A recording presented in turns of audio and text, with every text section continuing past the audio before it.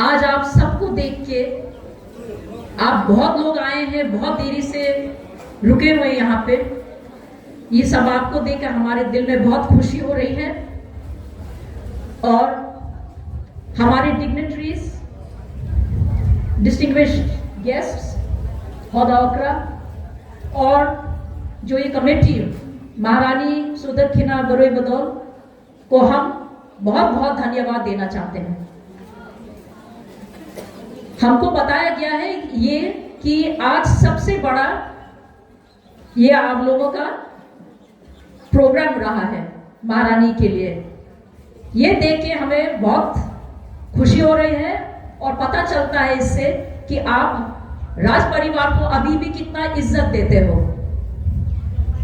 हम कोई पॉलिटिशियन नहीं है, जज भी नहीं, पर हमारा जो संबंध है आपके साथ में बहुत ज्यादा है और बहुत पहले से है। राज परिवार ने कभी भी किसी के साथ में पॉलिटिक्स नहीं खेला। महाराजा का काम था हजारों हजारों साल से सब त्रिपुरा वासी को, कोई भी कम्युनिटी के हो, सबको एकजुट बना के एक साथ रखना। इसीलिए जमातिया समाज भी आया, क्योंकि आप लोग डिसिप्लिन, जैसे हमने बताया गया था, सबसे ज्यादा डिसिप्लिन और कोई डर नहीं था आप लोगों को। इसीलिए जमातिया हौदा आज तक यहां पे है।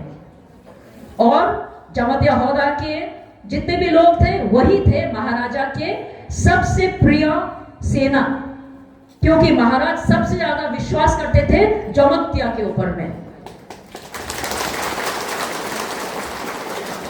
तो आज बस हम यही देखने आए हैं कि आप भी पहले जैसे महाराज के फैमिली के साथ में और अपने आप में भी थानसा बना के रखिए। पॉलिटिक्स आजकल हमें डिवाइड कर दिया है, धर्म भी हमें डिवाइड कर दिया है, हमें अलग कर रहे हैं। पर सबसे जो बड़ा चीज है हमारी जिंदगी में वो है सत्य। हर धर्म, हर कम्युनिटी, हर जात यही बोलता है कि सच बोलो, किसी का खराब मत करो। फिर भी आज हम लोग एक दूसरे को से क्यों घृणा करते हैं, क्यों नफरत करते हैं? कल के दिन में ये हमको क्या देगा? कुछ भी नहीं। त्रिपुरा महाराज ने, माणिक्य डायनेस्टी ने इतने सालों से कैसे राज किया? सिर्फ जाके 1947 में हम लोग ने इंडिया के साथ में मर्जर किया और 1949 तक महाराजा किरण विक्रम ने राज किया। राजमाता कंचन प्रभा देवी ने पूरे त्रिपुरा समाज के लिए बहुत कुछ किया। इसीलिए हम लोग हजारों हजारों साल से अभी तक है, जबकि पूरा नॉर्थ ईस्ट में कोई भी महाराज नहीं है मणिपुर को छोड़ के। तो हमारे अंदर में कुछ था पहले, वो हमारे अंदर में क्या था? यूनिटी, थानसा, जो कि अभी खत्म हो रहा है। हम यहां में कोई प्रॉमिस करने को नहीं आए हैं कि किसी के पॉकेट में इतना पैसा जाएगा या किसी को क्या मिलेगा। फिर अभी हम लोग भाषा को लेके बात कर रहे हैं, स्क्रिप्ट को लेके बात कर रहे हैं। महाराज के टाइम में अलग था, कोई डिसीजन लेने से महाराज लेता था, पर अभी हम लोग डेमोक्रेसी में हैं। डेमोक्रेसी में आप लोगों का डिसीजन चलता है।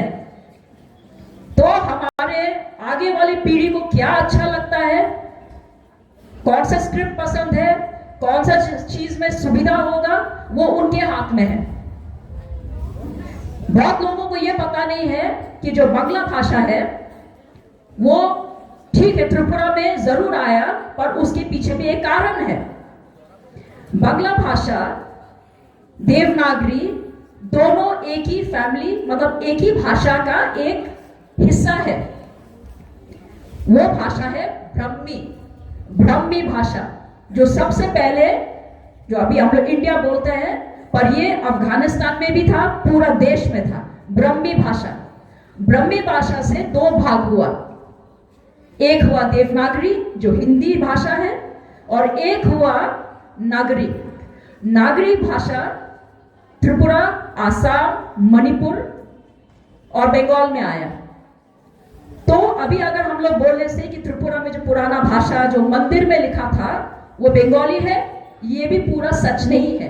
वो था नागरी भाषा, क्योंकि उसमें कुछ कुछ लिपि है, कुछ शब्द है जो आसामीज से भी मिलता है।